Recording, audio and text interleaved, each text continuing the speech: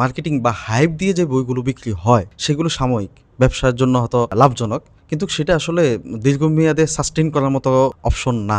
হুজুরের একটা আকাঙ্ক্ষা ছিল যে অন্তত ১০ জন ছেলে এমন হবে যারা নিজের মাতৃভাষা এবং নিজেদের শিল্প সংস্কৃতি নিয়ে সবসময় পড়ে থাকবে।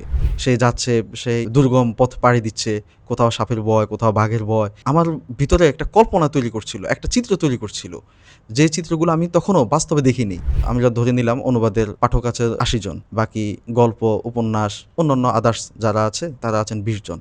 তো সেই ২০ জনের জন্য তো আমরা কাজ করিনি। একজন লেখককে অনুসরণ করে পাঠকেরা। সেই লেখক যদি লেখালেখির ময়দান ছেড়ে দিয়ে রাজনীতি অথবা কাদা ছড়াছড়ি অথবা বিভিন্ন বিষয় যুক্ত হয়ে যান, তাহলে তার পাঠকরা কিন্তু পথ হারাবে। একজন লেখককে আসলে অনেক পড়তে হয়। তুমি হয়তো এটা শুনছো যে হুমায়ুন আহমেদের যে প্রথম প্রকাশিত বই নন্দিত নরকে, এই বইটা প্রথমেই হিট। আসলে লেখকের লেখার প্রতি দায়বদ্ধতা থাকা উচিত। নানাভাবেই আমরা আসলে সেই উচিত কাজটাই করি না। এবং হুমায়ুন আহমেদ কেমন পড়তেন, তার ভাই জাফর ইকবালে কিন্তু বলেছেন যে তিনি স্কুল থেকে আসতেন, এসে তিনি ঘন্টার পর ঘন্টা বই নিয়ে পড়ে থাকতেন। এই আগ্রহ তার কখন হয়েছে? সে যখন অনেক বই পড়েছে, অনেক দেখেছে। এখন তুমি জোর করে তার উপরে যদি ইতিহাস, একদম কাঠখোট্টা ইতিহাস, কিছু তারিখ, কিছু চরিত্র, কিছু গল্প, এগুলো চাপিয়ে দাও, সে কিন্তু বেশি দিন আগ্রহ পাবে না। আরেকটা ব্যাপার আছে যে মানুষের রুচির পরিবর্তন, কিন্তু আসলে সাকুল্যে অনুবাদ বিষয়টা সাস্টেনেবল না। আমি আসলে দুইটাকে আলাদাভাবে দেখি না। কেন দেখি না আমি তোমাকে উদাহরণ দিই। যেমন ইসলামিক প্রকাশনীগুলো যেসব বই করে, তারা কোরআন করেন, হাদিস করেন, ইসলামী চিন্তাধারার বই করেন, ইতিহাস করেন। একই বই মূলধারা বলে আমরা যাদেরকে বলি, সেকুলার বলি, যারাই বলি, তারাও তো করছেন।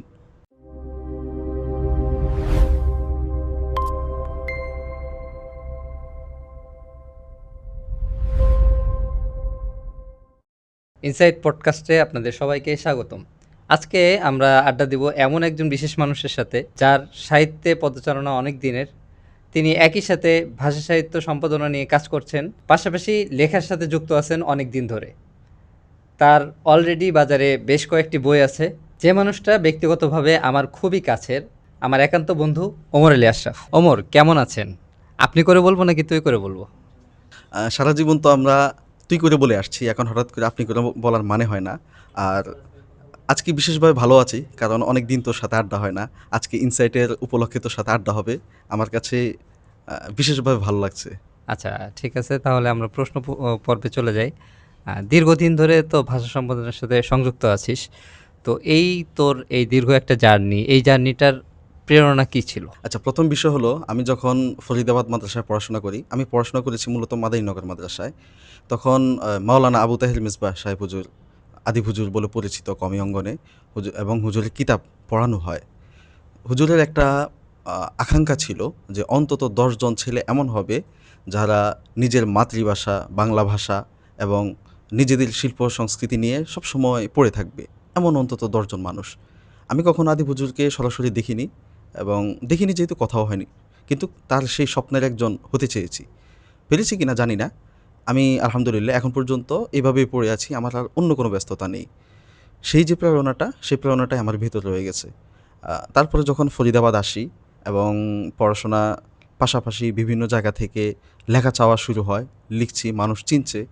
তার আগেই আমার বইও বের হয়, বাংলা বাজে গির্জারবাসী, এবং ফরিদাবাদ থাকা অবস্থায় রঙিন উপাসনাও বের হয়। তো সব জায়গা থেকে মানুষ চিনছে, জানছে, ডাকছে। ওই সময় আমার ইচ্ছা ছিল বাহিরে পড়াশোনা করতে যাব, কিন্তু হুট করেই সিদ্ধান্ত পরিবর্তন হয়। তখন আমি আমাকে অনেকেই বলে রেখেছিল, আমার বন্ধু নেসারউদ্দিন রুম্মান, তার কথা আমি বিশেষভাবে বলব। তিনি এই অঙ্গনে লেখালেখি, সাহিত্য, কবিতা এগুলোকে এমনভাবে ধারণ করেন, আমার আমার কাছে উনি আসলে বিশেষ। তো তিনি তখন সিয়ান পাবলিকেশনে ছিলেন। সিয়ান পাবলিকেশন তো তুই চিনিস, বাংলাদেশের ভালো একটি। অবশ্যই। হ্যাঁ।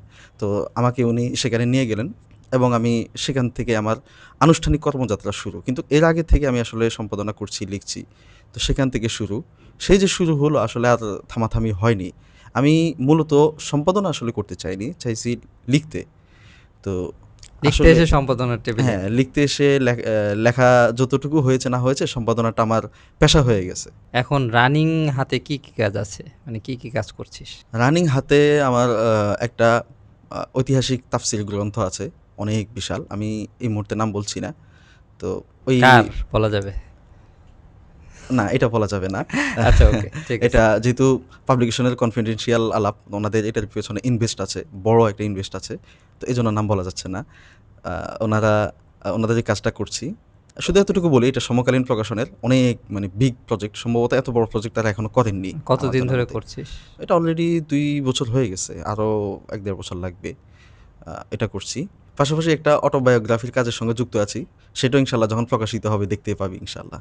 মৌলিক নতুন কি কি লিখছিস? মানে তোর তো লেখার জার্নি তো লম্বা, তো সেইখানে নতুন করে পাঠকরা কি পেতে যাচ্ছে? আচ্ছা, এই প্রশ্নের উত্তর দেওয়ার আগে আমি একটা দুঃখজনক কথা বলি। সেটা হলো পাবলিকেশন সেক্টর বর্তমান মোটামুটি ধসের মুখে আছে।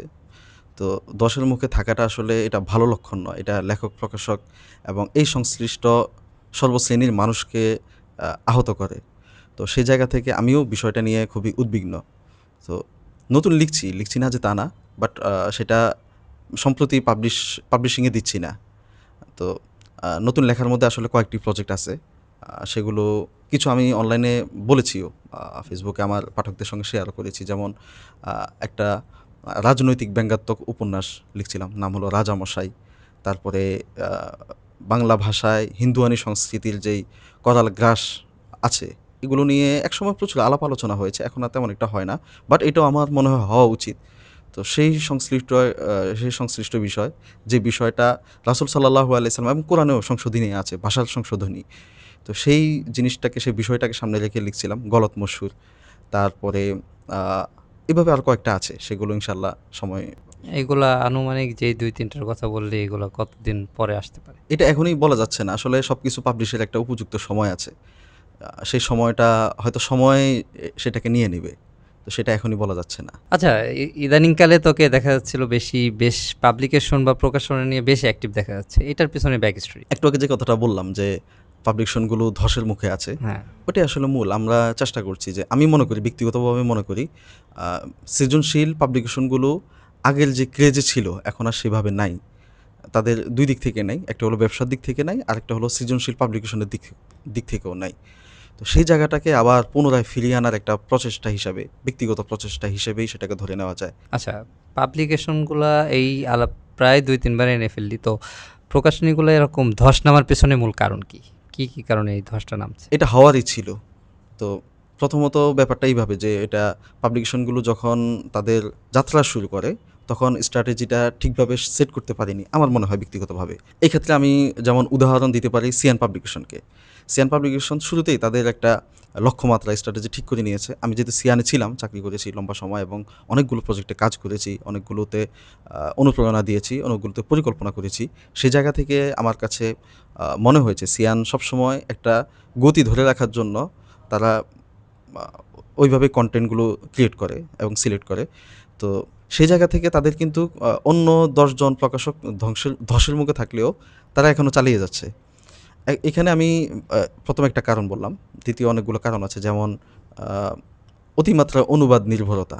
আমাদের ইসলামী ঘরানার প্রকাশনী যেগুলো আছে, ইসলামী ঘরানা শুধু, এখন সব প্রকাশনই সমস্যার মুখে আছে। ইসলামী প্রকাশনীতেই যেহেতু আমি কাজ করছি, এটা বলি, অনুবাদ নির্ভরতা, একচেটিয়া অনুবাদ নির্ভরতা। আসলে একটি প্রকাশনী বা সাহিত্য শুধু একদিক না, অনুবাদ হলো একটা অংশ।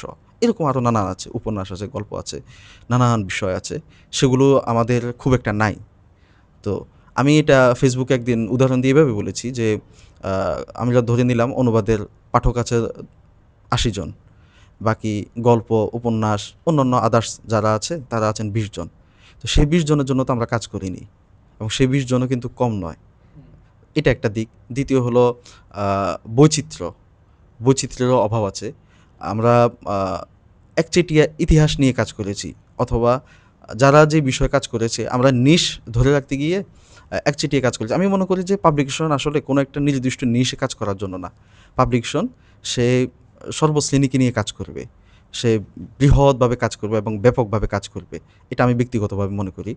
তো সেই জায়গা থেকেও পাবলিকেশনের বৈচিত্র্যের অভাব আছে। নানানভাবে বৈচিত্র্যের অভাব আছে। এটা ব্যাখ্যা সাপেক্ষ। আমি অনেক আলোচনা করতে পারি। আরেকটা কারণ বলব, যেমন নির্দিষ্ট অডিয়েন্স। আ একটা খেয়াল আছে কিনা তোর? যেমন আমাদের কিছুদিন আগেও দ্বীনি ফ্যামিলি অথবা দ্বীনি ঘরানা অথবা দ্বীনি অ্যাক্টিভিস্ট অথবা প্র্যাকটিসিং নামে একটা টার্ম চালু হয়েছিল, হ্যাঁ একটা টার্ম চালু হয়েছিল। তো এই দিনই ভাইয়েরা যেই ঘরানাকে পছন্দ করতেন, যে ধরনের বই পুস্তক পছন্দ করতেন, এগুলোর একটা ক্রেজ ছিল। এবং আরেকটা ব্যাপার আছে এখানে, যে এই ধরনের ভাইয়েরা কিন্তু বইয়ের বিপণনে, বিজ্ঞাপনে এবং বইয়ের প্রচারে একটা ভূমিকা রেখেছিলেন। তাদের আলোচনার মধ্য দিয়ে, তাদের অ্যাক্টিভিটির মধ্য দিয়ে এবং তাদের পাঠচক্রের মধ্য দিয়ে পাঠকের কাছে বই যাওয়ার একটা উপলক্ষ ছিল। কিন্তু এখন আর সেটা সেভাবে হচ্ছে না। বিশেষ করে 5ই আগস্টের পরে আমরা সবাই রাজনীতি মুখর হয়ে গেছি, ইভেন লেখকরা। আমি এই ব্যাপারটা এইভাবেও বলি যে একজন লেখককে অনুসরণ করে পাঠকেরা। যেমন ফেসবুকে কথার কথা একজন লেখকের অনুসারী আছে 30,000। 30,000 মধ্যে 25,000ই তাকে অনুসরণ করেন তার লেখালেখির জন্য। সেই লেখক যদি লেখালেখির ময়দান ছেড়ে দিয়ে রাজনীতি অথবা কাদা ছড়াছড়ি অথবা বিভিন্ন বিষয় যুক্ত হয়ে যান, ব্যস্ত হয়ে পড়েন, তাহলে তার পাঠকরা কিন্তু পথ হারাবে। পাঠকরা কিন্তু জানবে না যে বইয়ের বাজার এখন কী। আমি এটা এইভাবেও বলি যে আমি যখন ছাত্র ছিলাম, এত এত বই আছে আমি জানতামই না, এত সুন্দর সুন্দর বই আছে আমি জানতাম না। কীভাবে, কেন? কারণ হলো তখন এত মাধ্যম ছিল না, অথবা আমার কাছে পৌঁছেনি। বর্তমানেও সেটা। আমি ব্যাপারটা উদাহরণ দিতে পারি এইভাবে, যে মাদ্রাসাগুলোতে মোবাইল ব্যবহার সম্পূর্ণ নিষিদ্ধ। বিশেষ করে অজপাড়া গা, যেখানে ছাত্ররা অথবা শিক্ষকগণ অত আধুনিক নন, সেখানে এক তো হলো মোবাইল ব্যবহার নিষিদ্ধ, দ্বিতীয় হলো পাঠাগার নেই অথবা লাইব্রেরি নেই, অথবা লাইব্রেরি পৌঁছানোর মতো মানুষ নেই, আমরা যেতে পারছি না বা আমরাও যাচ্ছি না। সেই সব ছাত্ররা এত এত বই আছে, এত সুন্দর সুন্দর বই আছে, এত বিষয় পড়ার মতো আছে, তারা কিন্তু আসলে জানেই না। এই যে না জানারও একটা ব্যাপার, এখানেও কিন্তু মার্কেট ধসের অথবা এটাও কিন্তু বইয়ের জগৎটাকে মানে বিপদগ্রস্ত করার একটা মাধ্যম হতে পারে। আরও একটা কারণ আমি বলি, মানে অনেকগুলো কারণ আছে, আর একটা কারণ আমি বলি, সেটা হলো মার্কেটিং স্ট্র্যাটেজি। তো এটা আমার মনে হয় যে পেছনের আলাপ সবগুলোতে এটা চলে আসছে। একটা সময় ছিল বই পাঠকের দুয়ারে দুয়ারে যেত, প্রত্যেকটা গ্রাম, মহল্লায়, বাজারে, সব জায়গায় বইয়ের একটা অবস্থান ছিল, নির্দিষ্ট পাঠাগার ছিল, লাইব্রেরি ছিল, মানুষ জানতো বই আছে, বই আসছে, কী কী বই আছে, পাঠক আগ্রহী যারা তারা গিয়ে দেখতো, পড়তো এবং সঙ্গে করে নিয়ে যেত। এখন কিন্তু সেটা নেই, এবং এখন শুধুই অনলাইন মার্কেটিং। আর অনলাইন মার্কেটিংটা আসলে অফলাইন মার্কেটিং বন্ধ হয়ে গেছে। অফলাইন মার্কেটিং বন্ধ হয়ে গেছে, এটা বলা যায়। এইসব আরও নানান কারণ আছে, আমি আপাতত এইগুলোই বলি, একদিনে সব কিছু বলে ফেলা ঠিক না। আচ্ছা, এই যে বৈচিত্র্যের অভাবের কথা বললি, তো এই বৈচিত্র্যের অভাবের কারণ কি? পাঠকদের রুচির সমস্যা, নাকি হচ্ছে প্রকাশকরা ঝুঁকি নিতে চান না? দুটোই আছে। যেমন আমি এটা এভাবেও বলতে পারি, আজকে যদি কালান্তর প্রকাশনী অথবা সমকালীন প্রকাশনী একটি উপন্যাস আনে, পাঠক প্রথমেই নাক ছিটকাবে। এক শ্রেণীর পাঠক তো আছেন, যেমনই হোক নাক ছিটকাবেন। তারা বলবেন যে ইসলামী সাহিত্যে আবার কিসের উপন্যাস। অথচ উপন্যাস কিন্তু সাহিত্যের একটা মূলধারা। আপনি পাঠক অথবা লেখক, আপনি একটা চিত্র অথবা একটা ডকুমেন্টারি অথবা যে কোনো কিছু আপনি ভিজুয়েবল দেখছেন ইউটিউবে অথবা ভিডিওতে দেখছেন, সেটা আপনার দেখা পর্যন্তই, সেটা আপনার ভিতরে কল্পনা চিত্র তৈরি করবে না। বাট একটা বই কিন্তু আপনার ভিতরে কল্পনা চিত্র তৈরি করে। আপনি যখন একটা বই পড়বেন, সেটা উপন্যাস হতে পারে, সেটা গল্প হতে পারে, প্রতি চিত্রে লেখক যেই সব দৃশ্য আপনার সামনে তুলে ধরবেন, সেই দৃশ্যগুলো আপনি দেখবেন। উদাহরণস্বরূপ আমি বিভূতিভূষণ বন্দ্যোপাধ্যায়ের বইগুলোর কথা বলতে পারি। উদাহরণস্বরূপ যেমন চাঁদের পাহাড়। চাঁদের পাহাড় বইটা আমি সেই শৈশবে পড়েছি, যখন হেফজখানায় পড়ি অথবা হেফজখানা মাত্র শেষ করেছি, কিতাবখানায় ঢুকেছি, তখন পড়েছি। এটা পড়ে আমি আমার মাকে বলছি, মা আমি জীবনও আফ্রিকা যাব না। আমার মা জিজ্ঞাসা করছেন, এখন কি আফ্রিকা যাবি? এখন তো আমার অ্যাডভেঞ্চার আছে, তখন তো অ্যাডভেঞ্চার ছিল না, তখন ভয় পেয়েছিলাম। তো মাকে বললাম যে যাব না। তো মা বললেন যে কেন যাবি না, এখনই এই কথা কেন, তুই পড়াশোনা করছিস, আফ্রিকা সেখানে আবার কি।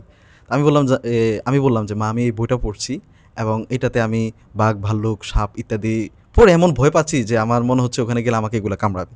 এই যে আমার একটা কিশোর মনে একটা অনুভূতি জাগিয়ে দেওয়া, এবং প্রতিটা চিত্র আমার ভিতর, সেই শঙ্কর সে যাচ্ছে, আমি বহুত আগে পড়েছি, এখন আমার মনে আছে চিত্র এবং চরিত্র দুটোই আমার এখনও মনে আছে অনেক কিছু। সে যাচ্ছে, সেই দুর্গম পথ পাড়ি দিচ্ছে, কোথাও সাপের ভয়, কোথাও বাঘের ভয়, তারপরে নানান রকম আমার ভিতরে একটা কল্পনা তৈরি করছিল, একটা চিত্র তৈরি করছিল, যে চিত্রগুলো আমি তখনও বাস্তবে দেখিনি। এখন আমি অনেক জায়গায় ভ্রমণ করেছি, তোর সাথেই তো অনেক জায়গায় ঘুরলাম, এখন আমি জানি একটা জঙ্গল কেমন হয়, সুন্দরবন দেখতে কেমন, একটা সাগর পাড় দেখতে কেমন হয়, মানুষ গিয়ে ওখানে কী করে, অথবা পাহাড়ের দুর্গম পাহাড়ে আমি যখন একাকী পথ চলি, এক পাহাড়ের এক পাথরের পেছনে আরেক পাথর, সেই জায়গাটা আমি কেমনে পাড়ি দেবো, সামনে সাপ পড়ে যাচ্ছে। আমাদের গত সফরেই তো সামনে একটা পদ্মগোখরা পড়ে গিয়েছিল। তো এইটা তো এখন আমাদের হচ্ছে, কিন্তু একটা সময় তো আমি এগুলো যে আছে জানতামই না। ইভেন বাংলাদেশে যে এত সুন্দর সুন্দর দৃশ্য আছে আমি জানতাম না, তখন কোথাও ঘুরতে যাইনি। এবং এখনকার মতো ফেসবুক, ইউটিউব, মোবাইলে তেমন একটা সুলভ ছিল না। তো আমার মনের ভিতরে একটা কল্পনা তৈরি করেছিল পাহাড় দেখতে এমন হয়, সেখানে এমন এমন বিপদ সংকুল পরিস্থিতি থাকে। এই যে দৃশ্যগুলো তৈরি করেছিল, সেটাই হয়তো আমাকে আজকে লেখক হওয়ার পথে সহযোগিতা করেছে। আমি ধরো ওনার সুন্দরবনে ৭ বছর, এই গল্পটার কথা বলবো। খুব সিম্পল একটা গল্প। একটা ছেলে, তাকে জলদস্যুরা নিয়ে গেছে বা জলদস্যুদের ওখানে আছে। তারপরে সে সুন্দরবন কীভাবে সময় কাটিয়েছে, কীভাবে সে একাকী যাপন করেছে, কীভাবে সে সারভাইভ করেছে। দৃশ্যটা এত সুন্দর, উনি কাল্পনিকই লিখেছেন, কিন্তু দৃশ্যটা এত সুন্দর আমার কাছে মনে হচ্ছে উনি সত্য কথা লিখেছেন। এবং একটা গল্প, উপন্যাস অথবা এই ধরনের ব্যাপারে সত্যটা আসলে এইটাই যে পাঠককে সত্য মনে করানো, সত্য ফিল করানো। তিনি এটা কাল্পনিকই লিখছেন, কিন্তু পাঠক সত্য মনে করে। তো প্রকাশনীগুলো বা ইসলামিক প্রকাশনীগুলোতে বৈচিত্র্যের অভাব থেকে আসলে কথাটা আসছে। আমাদের এখানে তুই খেয়াল করে দেখ, মানে কতগুলো ক্যাটাগরির বই আছে, কতগুলো জনরা আছে। ইতিহাস আছে, সাহাবীদের জীবনী আছে, কোরআন আছে, হাদিস আছে, অল্প কিছু আছে। কিন্তু এর বাহিরেও অনেক রকমের বই আছে, অনেক রকমের ইন্সপায়ারেশন আছে, এবং পাঠককে আ আ কিছু দেওয়ার মতো, হ্যাঁ, কিছু দেওয়ার মতো অনেক কিছু আছে। সেগুলো কিন্তু আমরা কাজ করিনি। অনেকে হয়তো চিন্তা করেছেন। সেটাতে অবশ্য মানে লেখকেরও মানে অভাব আছে। দুটোই আছে আরকি। দুটো মিলেই আমার কাছে ব্যাপারটা মনে হয়। আজকাল বই ভালো হওয়ার থেকে বেশি গুরুত্ব পাচ্ছে মনে হয় মার্কেটিং বা হাইপটা। ধর এমনটা হয় যে আমরা হাইপে পড়ে একটা বই বা একটা তৈরি হয়, এরপরে সেটা হচ্ছে পাঠক নির্ভর। এখন তোর কি মনে হয় যে এই যে সময়টা সেটা সাহিত্য মানে মার্কেটিং নির্ভর সাহিত্য হওয়ার কারণে স্বাভাবিক যে সাহিত্যটা হওয়ার দরকার ছিল ওইটা হচ্ছে না বা ওইটা বাধাগ্রস্ত হচ্ছে, এরকম কি না? খুবই ইম্পোর্টেন্ট একটা প্রশ্ন করছিস, এবং এটা মানে আজকের আলোচনা পূর্ণাঙ্গ হওয়ার জন্য মনে হয় এটা দরকার ছিল। এই জায়গায় আমার কাছে আসলে মনে হয় যে মার্কেটিং বা হাইপ দিয়ে যে বইগুলো বিক্রি হয়, সেগুলো সাময়িক, ব্যবসার জন্য হয়তো লাভজনক, কিন্তু সেটা আসলে দীর্ঘমেয়াদে সাস্টেইন করার মতো অপশন না। আমি উদাহরণস্বরূপ বলতে পারি, কিছু প্রকাশনীর ইতিহাসের কিছু বই আছে, যে বইগুলো এখন কেউ নাম মুখেই নেয় না। এখন এই বইগুলো যখন বাজারে এসেছে তখন কিন্তু কিনেছে মানুষ, পাঠকরা কিনেছে। পড়েছেন কি পড়েননি সেটা ভিন্ন আলাপ, কিনেছেন। এবং এই কিনাটা আসলে হাইপ থেকে, তার বিবেচনা থেকে না, তার আগ্রহ থেকে না, তার রুচি থেকে না। আমি তোকে একটা উদাহরণ বলি। কবি আল মাহমুদ, উনি যখন জীবিত ছিলেন, আমরা কয়েকজন বন্ধু ওনার সাথে গল্প করতে গিয়েছিলাম। তো ডেফিনেটলি ওনার সঙ্গে বই নিয়ে এবং কী পড়বো না এগুলো নিয়ে আলাপ হচ্ছিল। তো আমি তাকে প্রশ্ন করেছিলাম, উনি আমার নানার বন্ধু ছিলেন, তো সে সূত্রে আমিও নানা বলতাম যে, "নানা, আমরা কী পড়তে পারি? আপনি আমাদেরকে যদি গাইডলাইন দিতেন অথবা আমাদেরকে বলতেন।" তো তিনি বললেন, "দেখো, আমি বলতে পারবো না যে তুমি এটা পড়ো, এটা পড়ো, এটা পড়ো। সাহিত্য অথবা পাঠ কখনো কোনো একজন নির্ধারণ করে দেওয়ার মধ্য দিয়ে হয় না। এটা তোমার নিজেকেই পথ খুঁজে নিতে হবে। তুমি যখন অনেক পড়বা, তুমি যখন পড়তে থাকবা, তখন তোমার কোন বইটা দরকার, তুমি কোন বইটা চাও, কিসে তোমার রুচি, ওইটা তোমার সামনে চলে আসবে।" সেম ব্যাপারটাও এখানে। এখানে আমরা মার্কেটিং হাইপের জন্য বই পাঠককে দেওয়ার কারণে পাঠক তার রুচি কী, সে আসলে চায় কী, সেই জিনিসটা সে যেতে পারেনি। এবং এটাও আমার মনে হয় যে বর্তমান যে বই বাজার ধসের পিছনে এটাও একটা কারণ। পাঠক যখন তাদের চাহিদা অনুযায়ী পাঠ পায়নি অথবা সংগ্রহ করতে পারেনি, তখন সে তার পাঠের গতি হারিয়েছে অথবা আগ্রহ হারিয়েছে। তুমি ধরো একজন পাঠকের আগ্রহ হলো গোয়েন্দা কাহিনী অথবা অ্যাডভেঞ্চার, রোমাঞ্চ, এই ধরনের পাঠের প্রতি আগ্রহ। এই আগ্রহ তার কখন হয়েছে? সে যখন অনেক বই পড়েছে, অনেক দেখেছে, বা ঘাটাঘাটি করতে করতেই তার এই আগ্রহটা হয়েছে। এখন তুমি জোর করে তার উপরে যদি ইতিহাস, একদম কাঠখোট্টা ইতিহাস, ঐতিহাসিক উপন্যাসও না কিন্তু, অথবা ইতিহাস নির্ভর গল্পও না, তুমি একেবারে কাঠখোট্টা কিছু তারিখ, কিছু চরিত্র, কিছু গল্প এগুলো চাপিয়ে দাও, সে কিন্তু বেশি দিন আগ্রহ পাবে না। এখানে পাঠকের আরেকটা দুর্বলতা আছে, পাঠক মনে করে তার মনে থাকে না। এটা যদিও তার ভুল ধারণা, কোনো কিছুই আসলে মনে থাকার না, আবার কোনো কিছুই মানুষ ভুলে না। কিন্তু এটাও একটা ইম্পর্টেন্ট যে সাইকোলজিক্যালি সেই এখানে হেনস্থা হয় যে তার মনে হয় তার কিছু মনে থাকছে না, সুতরাং ইতিহাসের বই পড়ে তার খুব ফায়দা হচ্ছে না। এই ব্যাপারটাও কিন্তু একজন পাঠককে পাঠক মন থেকে সরিয়ে দেওয়ার জন্য যথেষ্ট। তো আমার কাছে মনে হয় আর কি যে মার্কেটিং নির্ভর অথবা হাইপ নির্ভর পাঠক বা বই কেনাটা পাঠকের জন্য এখানে বুমেরাং হয়েছে, এবং আমাদের যেই বইয়ের বাজার, প্রকাশকদের যে অ্যাক্টিভিটি, সেটাও বাজেভাবে বাধাগ্রস্ত হয়েছে। আচ্ছা, তুই তো দীর্ঘদিন ধরে ভাষা সম্পাদনার সাথে জড়িত। ও, এখানে প্রশ্ন হচ্ছে, কোনো একজন লেখকের পাণ্ডুলিপিকে সাহিত্য করে তুলতে সম্পাদনার গুরুত্ব কতটুকু, বা আমাদের দেশে এটা চর্চাও বা কতটুকু? আচ্ছা, এই উত্তরটা দুইটা অংশে। একটা অংশ হলো যে বইটা যদি অনূদিত হয়, আমাদের যেহেতু ইসলামী ঘরানা বিশেষভাবে অনূদিত, অনূদিত বইগুলোতে এই ধরনের কাজ অবশ্যই করতে হয়। এটা হলো আমরা বলি যে টিম ওয়ার্ক। একটা অনূদিত বই টিম ওয়ার্ক। একজন অনুবাদক যখন তিনি একটা মৌলিক ভাষা থেকে বইটা অনুবাদ করে নিয়ে আসেন, স্বাভাবিকভাবেই তার একটা বোরিংনেস চলে আসে। এটা তিনি খুব বেশি আর কাটাকাটি করার মতো তার মনোযোগ থাকে না, মানসিকতা থাকে না। এই বইটা যখন দ্বিতীয় আরেকজনের হাতে যায়, তৃতীয় আরেকজনের হাতে যায়, তখন তিনি ক্রস চেক করে দেখেন প্রথমে যে কোনো ত্রুটি রয়ে গেছে কিনা, মূল বই থেকে কোনো ত্রুটি রয়ে গেছে কিনা। তারপরে যেমন আমি যেটা করি, এগুলো করি। তারপরে দেখি যে মূল বইতে অনেক সময় তথ্য অথবা বিষয়বস্তু বা বিষয়গত ভুল থাকতে পারে। তুমি এটা এভাবেও নিতে পারো যে তিনি কোনো একটা আয়াতের অধীনে আলোচনা করছেন, সে আলোচনায় তাফসিরে তিনি কোনো একটা ভুল করে ফেলছেন। হ্যাঁ, মূল বইতেও এটা থাকতে পারে, স্বাভাবিক। অনুবাদকরা সাধারণত কী করেন যে তাদেরকে যে ডিরেকশন দেওয়া হয় ওই ডিরেকশনে তারা কাজ করেন। তো অনেকে কী করেন, মূল বইতে ভুল থাকলেও সেটাই তিনি নিয়ে আসেন, কারণ আহ, এটা রাখা না রাখার সিদ্ধান্ত সম্পাদক ও প্রকাশকের। তখন আমরা এটাকে দেখি যে এটা কতটুকু থাকবে কতটুকু থাকবে না, কিভাবে এটাকে পরিবর্তন করা হবে। আমরা হয়তো প্যানেলে কাজ করি অনেক সময় এই ধরনের কাজগুলো, এবং এই ধরনের বইগুলো প্রুফ রিডিং হতে হয়। তারপরে সম্পাদনা, বিষয় সম্পাদনা, ভাষা সম্পাদনা, তারপরে এটাকে কি বলে, শরীর বিষয়গুলো সব কিছু আসলে বিবেচনা করতে হয়।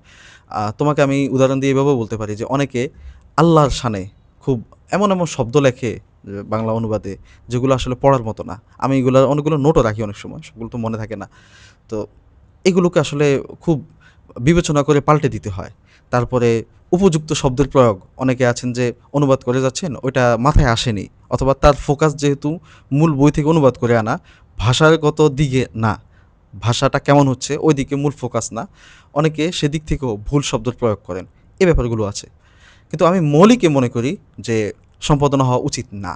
মৌলিক বইতে সম্পাদনা হবে কেমন, সেটা হলো যে একজন লেখক তিনি একজন সমজদার সম্পাদককে অথবা সমজদার পাঠককে অথবা সমজদার অন্য একজন লেখককে, তার সিনিয়র, বইটা দেখাবেন।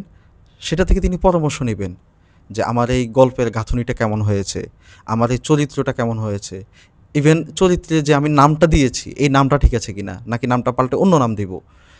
নানান ইত্যাদি রকম অনেক পরামর্শ ধরনের প্রশ্ন থাকে। করতে পারে, হ্যাঁ, নানান পরামর্শ রকম নিতে পারে। পরামর্শ থাকে বাকি থাকে মৌলিকের ক্ষেত্রে অন্তত হচ্ছে নিজে সম্পাদনা এক্সট্রা করে না করানো। নিজে কাটাকাটি না করা। সম্পাদনা মৌলিকই হলো সম্পাদনা সম্পাদক করবেন না। কাটাকাটি সম্পাদনা লেখক নিজেই করবেন। সম্পাদক তাকে ডিরেকশন দিবেন, তাকে পথ দেখাবেন, তাকে তার গল্পগুলোর তুলনামূলক শক্তি অথবা তুলনামূলক ব্যবহার, অথবা সেই গল্পগুলো কোনটা কতটুকু যেতে পারে, কোনটা নিয়ে কতটুকু আলোচনা হবে, তিনি সেই ডিরেকশনটা দিবেন বা সেই আলোচনাটা করবেন। নিজের লেখা নিজেই নিজের সম্পাদনা লেখা করা। নিজেই, তাকেই পূর্ণাঙ্গ করতে হবে। এটা অবশ্য মানে যারা নতুন লেখেন বা প্রথম লেখেন অথবা মাত্রই লিখছেন, তাদের বইগুলোতে বা তাদের চরিত্র নির্মাণে এই ধরনের দুর্বলতা থাকে, কিন্তু যারা প্রথিতযশা লেখক তাদের এই দুর্বলতাটা কম থাকে। কিন্তু এখানে আরেকটা আলাপ আছে, সেটা হলো যে একজন লেখককে আসলে অনেক পড়তে হয়। তুমি হয়তো এটা শুনছো যে হুমায়ুন আহমেদের যে প্রথম প্রকাশিত বই নন্দিত নরকে, এই বইটা প্রথমেই হিট। এই বইটা কীভাবে আহমদ ছফা পড়েছেন, তিনি প্রকাশকদের কাছে যাচ্ছেন যে এটা করার জন্য, একজন নতুন লেখক যাকে কেউ চেনে না এমন একজন লেখকের বই করার জন্য সেই সময় প্রকাশকরাও সাহস পাচ্ছিলেন না। তারপরে এটা প্রকাশ হলো এবং এটা হিট, প্রথম বইতে হিট। তো এই ব্যাপারটা আছে একজন। এবং হুমায়ুন আহমেদ কেমন পড়তেন, তার ভাই জাফর ইকবালে কিন্তু বলেছেন যে তিনি স্কুল থেকে আসতেন, এসে তিনি মানে ঘন্টার পর ঘন্টা বই নিয়ে পড়ে থাকতেন। অনেক সময় তাকে খুঁজে পাওয়া যেত না, সে কই, সে পড়ছে, একটার পর একটা বই গুগরাসে গিলছে। তো একজন পাঠক যখন অনেক পড়বেন এবং অনেক চিন্তার ভিতরে দিয়ে যাবেন, তার ভেতরে কল্পনা চিত্র তৈরি হবে এবং অনেক চরিত্র তার ভেতরে, তার মাথার ভিতরে, তার মস্তিষ্কে, তার চিন্তায় ঘুরপাক খাবে, তখন তাকে দিয়ে ভালো কিছু নির্মাণ সম্ভব। আমি তোকে একটা আমার অভিজ্ঞতা বলি। সেটা হলো আমি যখন ফরিদাবাদ মাদ্রাসায় পড়ি, একটা ছেলে আমার কাছে একটা ছড়ার বই নিয়ে আসছে, তার নতুন ছড়ার বই। তা আমি তাকে জিজ্ঞাসা করলাম যে ভাই, ছড়া লিখছো, খুবই ভালো কাজ, দু একটা পড়ে আমার মনে হলো আর কি তাকে কিছু কথা বলি। আমি জিজ্ঞাসা করলাম যে এই বইটা লেখার ইন্সপিরেশন কী বা কীভাবে। ও বললো যে আমি যেহেতু ছড়া লিখতে পছন্দ করি আমি সেভাবেই লিখলাম। তাই বললাম যে কার ছড়া বা কবিতা বেশি পড়া হয়। সে ওইভাবে আর উত্তর দিতে পারছে না। সে বলে যে পড়ি, সবারই পড়ি, ক্লাসের যেগুলো আমাদের বইতে আছে, পাঠ্য বইতে আছে ওগুলো পড়ি, নানান রকম বই তো পড়ি। আমি এবার নাম ধরে জিজ্ঞাসা করা শুরু করলাম যে জীবনানন্দ দাশের কী পড়েছ, অমুকের কী পড়েছ, তমুকের কী পড়েছ, সে আর বলতে পারে না। তো এ ধরনেরও কিন্তু লেখক মানে অনেকে লেখেন যে তিনি আসলে পড়েন না। আদিব হুজুরের একটা কথা আছে যে ১ পৃষ্ঠা লেখার জন্য ১০০ পৃষ্ঠা পড়তে হয়। এটা খুব ইম্পর্টেন্ট। আমাদের অনুবাদকদের অনুবাদ দুর্বল হওয়ার এটাও একটা কারণ যে অনেক অনুবাদক আছেন, তারা আসলে তিনি যেটা অনুবাদ করছেন এর বাহিরে তার পড়ার সুযোগ হয় না। তিনি যদি প্রচুর পড়তেন, সাহিত্যকে তিনি সর্বভুক হতেন, সব ধরনের সাহিত্য পড়তেন, তাহলে তার বই নিয়েও তার অনুবাদ নিয়েও কিন্তু এমন কাটাকাটি করা লাগতো না। ফাউস্ট অনুবাদ করেছেন আহমদ ছফা, সেটাতে হাত দেওয়ার মতো কারো কোনো সাহস নাই, তাই না? আচ্ছা, তোর কি মনে হয় যে হচ্ছে যদি এখন তো মোটামুটি সব জায়গায় সম্পাদনা সহই লেখা আসছে ম্যাক্সিমাম, মানে ফিল্টার হয়ে আসতেছে, ফিল্টার যদি না হয়ে লেখা এখন লেখকদের যদি লেখা আসতো, তাহলে কি পাঠকরা বই লেখকদের বাড়িতে গিয়ে পিটানোর সম্ভাবনা ছিল? হ্যাঁ, অবশ্যই। আচ্ছা, তোর মনে আছে কিনা? মনে তো অবশ্যই থাকার কথা, আমরা একটা বই সম্পাদনা করছিলাম সম্ভবত 2018 বা 19-এর দিকে। হ্যাঁ, হ্যাঁ, এবং ওই সম্পাদনাটা ছিল ওই বইয়ের সম্ভবত মানে 10+ যাওয়ার পরের সম্পাদনা, মানে আমাদের হাতে আসছে যে এটা মোটামুটি অনেক পরে। তো এর আগে 10 জন ওইটা সম্পাদনা অলরেডি করছেন, এবং আমরা তখন ওইটা পড়তে গিয়ে এত পরিমাণ মানে মুখ দিয়ে বাজে কথা আসছে, এবং সেটা খুব হিট হয় একজন লেখকের। যাই হোক, আমরা ওই প্রসঙ্গে না যাই, মানে ওই জায়গা থেকে আমি আসলে বললাম। এটা একটা ইম্পর্টেন্ট। বাজারে অনেক বই আছে যে বইগুলো আসলে লেখকের নিজের না, এটা আসলে সম্পাদকদের। আমি ওই দিন ওই যে সমকালীন প্রকাশনের যিনি কন্টেন্ট করেন, নির্ধারণ করেন এবং মালিকপক্ষ রাজু ভাই, ওনার আরেকটা নাম হলো ইয়াকুব ভাই।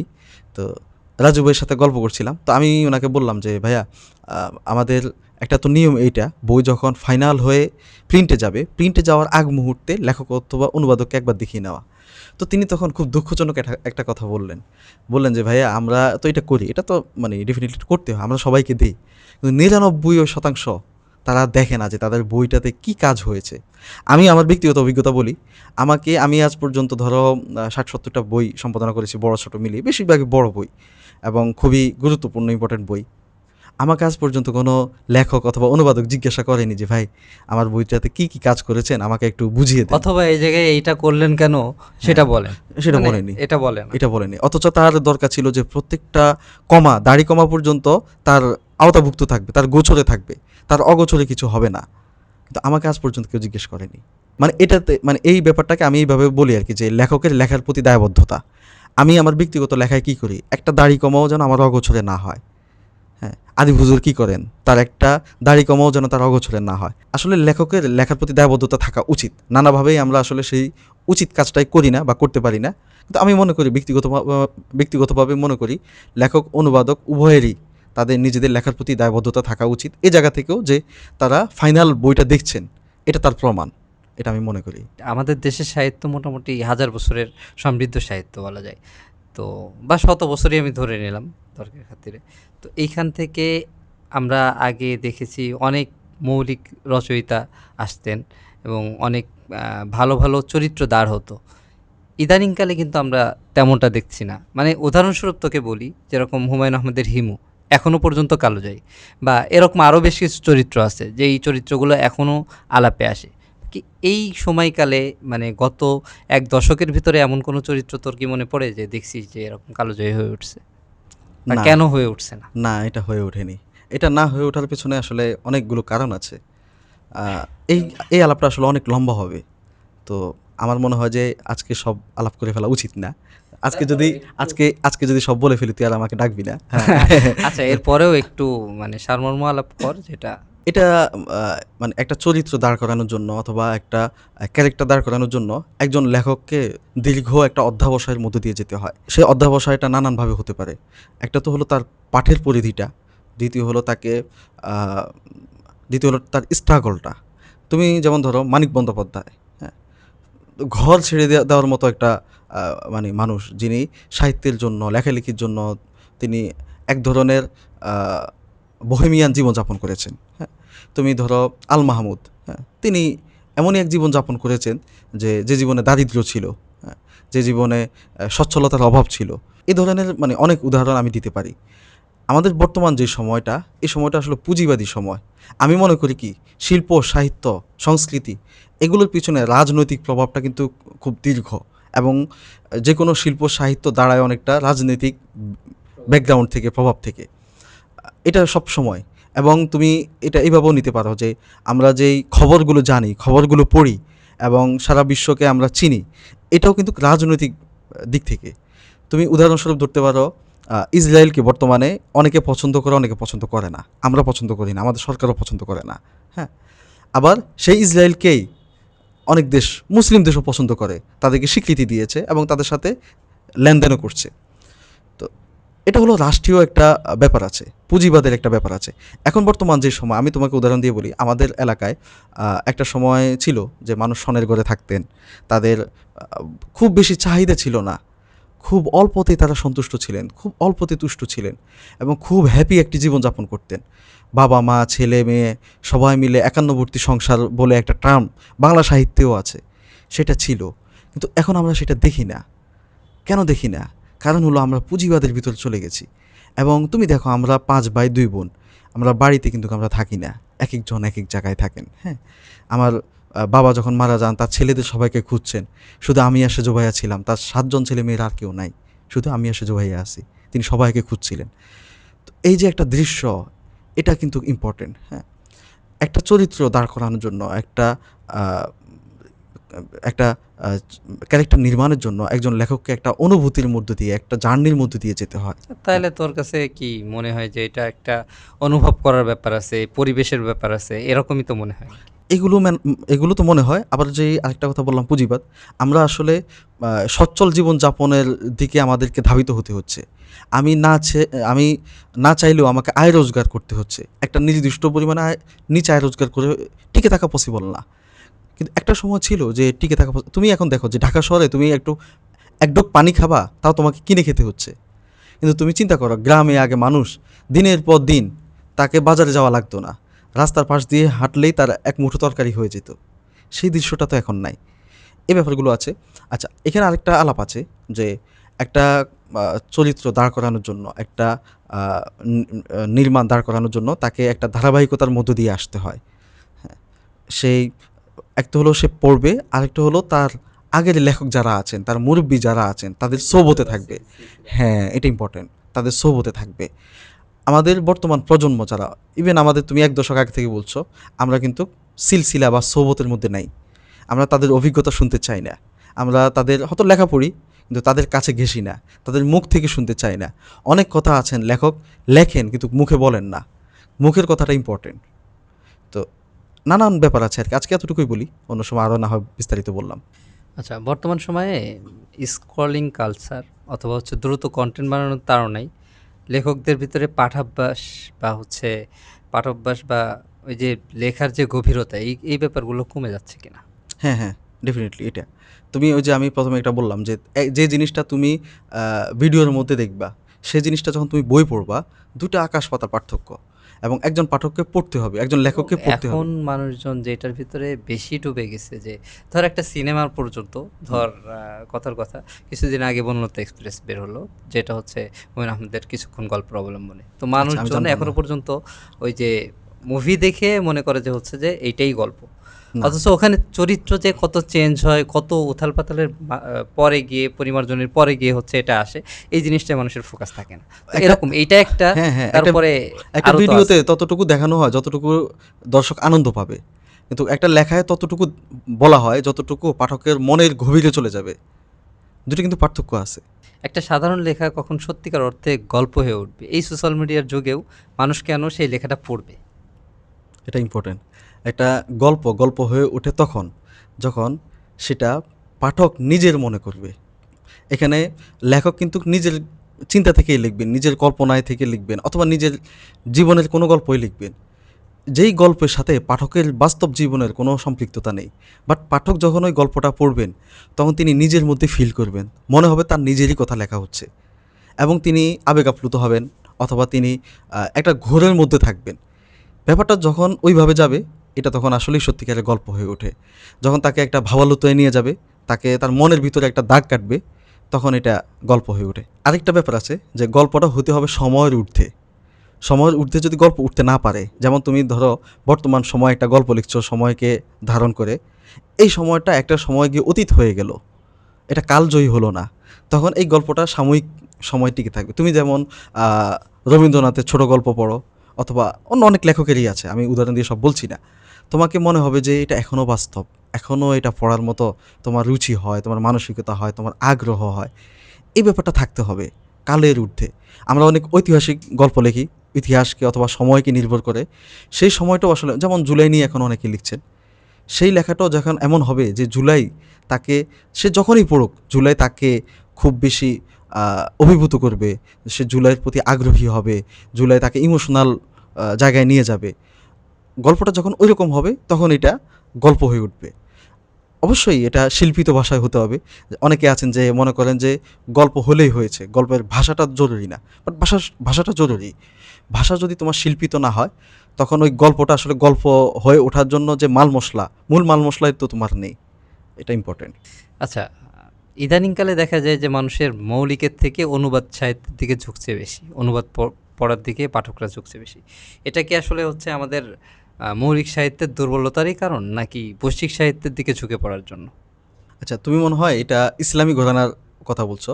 ইসলামী ঘরানায় তো আমি একটু আগে বললাম যে অনুবাদ নির্ভর, মৌলিক তেমন একটা নেই। তো এটা আমি একটা আছে, আমাদের বাইরেও তো আছে এটা, এরকম হয়। বাইরেরও তাই মোটামুটি। এখন এটা দুইটাই, চলছে এটা দুইটাই আসলে। একটা হলো যে আছেই অনুবাদ, মৌলিক তেমন একটা নাই। দ্বিতীয় হলো যে বাহিরের আসলে এত ভালো ভালো বই আছে যেগুলো বাংলায় আসা উচিত, সেটাও আছে।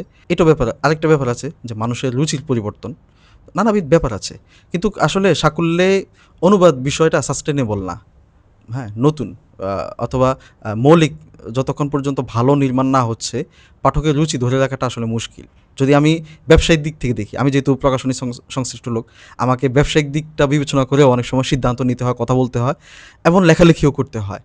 সেই জায়গা থেকে মৌলিক যতক্ষণ পর্যন্ত আমরা ভালো কিছু নির্মাণ না করব, তুমি জাপানি সাহিত্য পড়বা, জাপানি সাহিত্য জাপানি কালচারে লেখা, তুমি কোরিয়ান সাহিত্য পড়বা, কোরিয়ান সাহিত্য কোরিয়ান কালচারে লেখা। কিন্তু আমাদের পাঠক যখন আমাদের কালচারের সাহিত্য পড়বেন, যেমন আমি দুইটা উদাহরণ দিলাম বিভূতিভূষণের বই দিয়ে, সুন্দরবনের ৭ বছর।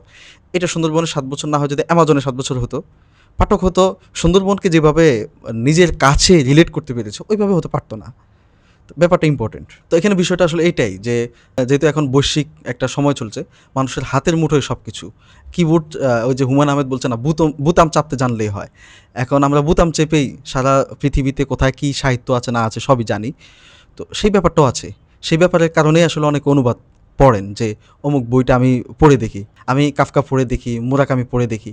এই ধরনের একটা আগ্রহ আছে। কিন্তু মানে মৌলিকভাবে ব্যাপারটা আসলে পাঠক মৌলিকের চাহিদাটাই সবসময় থাকে। অন্যের লেখা নিয়ে তো অনেক হলো, তোর কথা বল। তুই আগের মতো লিখছিস না কেন? আগের মতো লিখছিস না বলতে আমি এটা বোঝাই নাই যে তুই লিখছিস না, তুই লিখছিস, কিন্তু আগে যে পরিমাণ লিখতিস। ইভেন এরকমও হয়েছে যে আমরা কোনো একটা ট্যুরে গেছি, একদিনে 7-8টা লেখা তুই ওই ট্যুরের ফাঁকে ফাঁকে পোস্ট করছিস। তো এইটার যেহেতু ওইখান থেকেই তোর একটা বড় একটা লেখা আসে, এটার বাইরেও যে লেখা, এই লেখাগুলো কমে গেছে আমার কাছে যতদূর মনে হয়। এটা আসলে আমি যেহেতু প্রফেশনাল সম্পাদক, আমি শব্দটা এইভাবে বলি আর কি। সম্পাদনার বিষয়টা আসলে ক্লান্ত করে দেয়। তুমি ধরো তুমি লেখক হলে তোমাকে সবসময় ভালো ভালো লেখা পড়তে হবে, কিন্তু আমরা সম্পাদনা করি সবচেয়ে মন্দ মন্দ লেখা। তুমি একটু আগে বলছিলা যে ওই লেখাগুলো যদি সম্পাদিত না হতো তাহলে লেখককে বা অনুবাদককে মানুষ বাড়িতে গিয়ে পিটাতো কিনা। হ্যাঁ, ব্যাপারটা আসলে এমনই। এখন ওই রকম লেখাগুলো নিয়ে যখন আমি সারাদিন পড়ে থাকি, আমার তখন রুচিতে পরিবর্তন আসে, আমার মেজাজে পরিবর্তন আসে, এবং আমার লেখালেখি ব্যাহত হয়। মানে ক্লান্ত হয়ে গিয়ে এরপরে আর লিখতে হ্যাঁ, মন চায় না। ক্লান্তি আসে, এবং অনেকটা বাজে লেখা পড়ার কারণে আমার নিজের যে লেখার স্টাইল, নিজের যে চিন্তাগুলো, সেগুলোও বাধাগ্রস্ত হয়। এই ব্যাপারটা শুধু আমার না, এই ব্যাপারটা সবারই। মানে ব্যাপারটা আসলে এক বাক্যে এভাবে বলা যায় যে আমি মন্দ লেখা পড়ার কারণে ওগুলোর প্রভাব আমার লেখাতে এমনভাবে আসে, ওইটা যখন আমি নিজেই পড়ি মনে হয় যে এটা পাঠককে দেওয়া উচিত না, পাঠক এটা পড়ার জন্য উপযুক্ত না। অর্থাৎ সম্পাদনা করতে করতে সেটার একটা বাজে প্রভাব তোর ভিতরে হ্যাঁ, হ্যাঁ, পড়বে। হ্যাঁ। এটা শুধু আমার ভিতরে না আসলে, এই ধরনের কাজ যারা করেন, বই সম্পাদনা যারা করেন, তুমি খেয়াল করবা যে আমি যে কয়েক বছর ধরে সম্পাদনার সাথে যুক্ত, প্রায় ৮-৯ বছর হয়ে গেছে, প্রফেশনালি ৭-৮ বছর। আমি দেখেছি যে এত লম্বা সময় খুব অল্প মানুষ কাজ করেন। কেউ করেন না সাধারণত, সবাই সরে যান। একটা সময় হয়তো করেন যে মনের খোরাকের জায়গা থেকে আমি যেটা পছন্দ করি সেই জায়গাতেই কাজ। কিন্তু যখন তিনি দেখেন যে তার মৌলিকত্ব নষ্ট হয়ে যাচ্ছে, তখন তিনি সরে যান, আমিও সরে যাচ্ছি।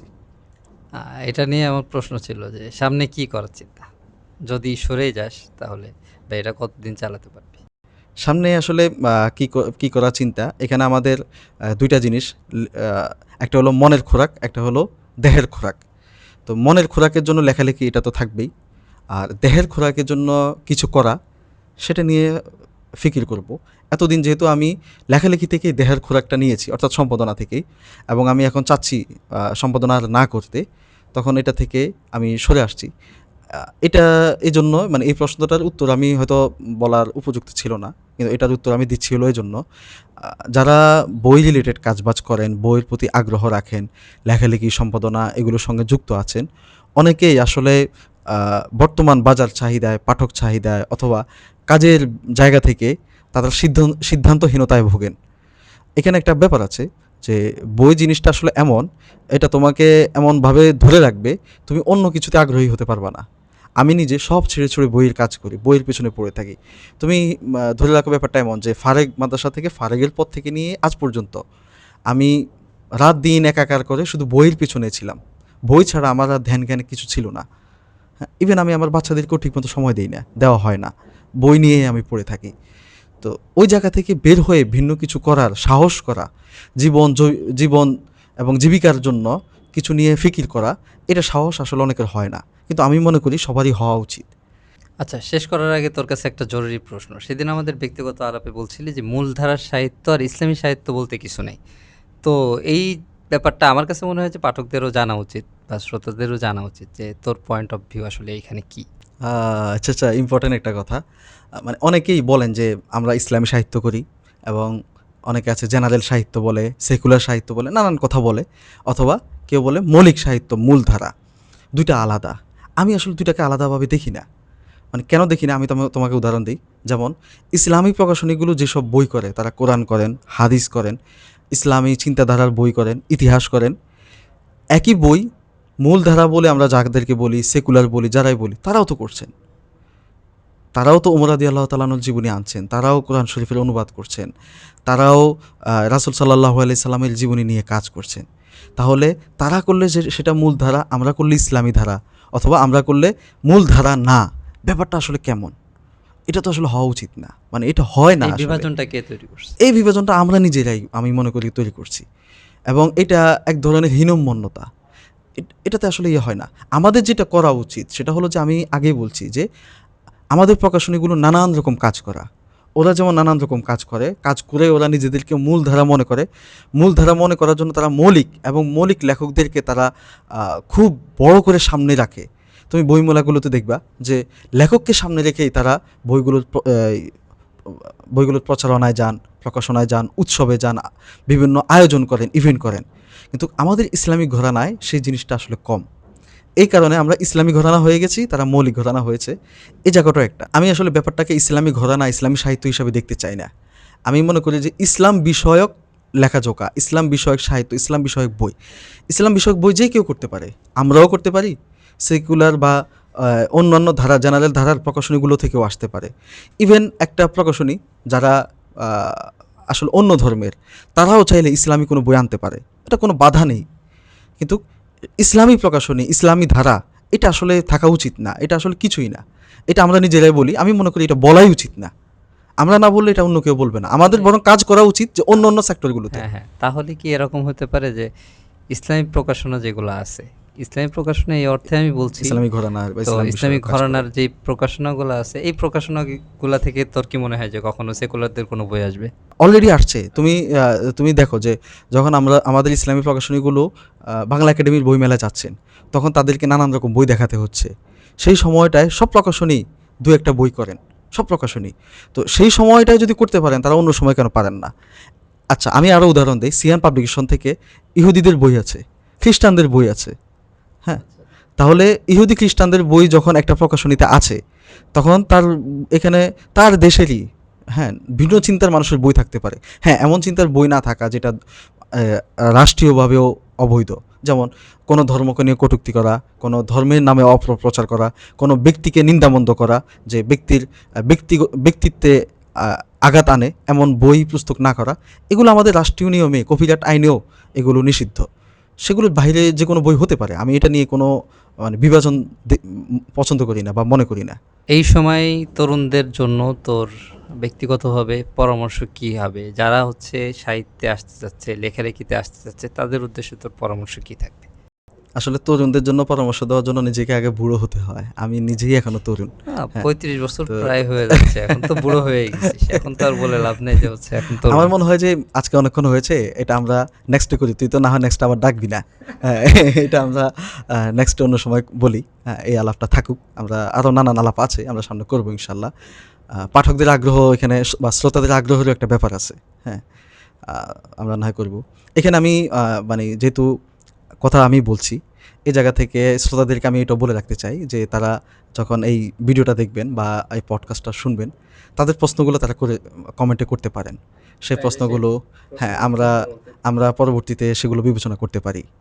আচ্ছা, অনেক তো হলো। অনেক আলাপ করলাম আমরা। আসলে বন্ধুর সাথে এরকম সাহিত্য নিয়ে খোলামেলা আড্ডা, এটা আসলেই চমৎকার একটা অনুভূতি। অনেকদিন আসলে এইভাবে আমরা আলোচনা করি না। সাহিত্য আড্ডা যে একটা ব্যাপার ছিল, এটাই আমাদের থেকে হারিয়ে গিয়েছিল এরকম। মনে হলো যে অনেকদিন পর একটা সাহিত্য আড্ডায় ডুবেছিলাম। তো আমরা তোর এই সুন্দর, সুন্দর মতামতের জন্য তোকে অনেক ধন্যবাদ। তোকেও ধন্যবাদ যে জিজ্ঞাসা করছিস, প্রশ্নগুলো করছিস এবং এগুলো আলোচনায় এনেছিস। এজন্য তোকেও আমার পক্ষ থেকে ধন্যবাদ। বিশেষ করে তোর স্টুডিওতে ডেকেছিস, এটা দেখেছি। আমার কাছে খুবই ভালো লেগেছে। আমি আশা করি যে তুই আরও অনেক কিছু করবি। তোর অনেক কাজ করার আছে আসলে তোর। ঠিক আছে, তাহলে আমরা আজকে এখানেই শেষ করি। তো দর্শক বন্ধুরা, আমরা আজকের মতো এখানেই বিদায় নিচ্ছি। আগামী পর্বে অন্য কোনো দিন অন্য কারোর সাথে দেখা হবে ইনশাল্লাহ। সে পর্যন্ত সবাই সুস্থ থাকবেন, ভালো থাকবেন। আর আমাদেরকে আপনাদের যে কোনো ধরনের মতামত এবং মন্তব্য কমেন্ট বক্সে জানাবেন। আসসালামু আলাইকুম।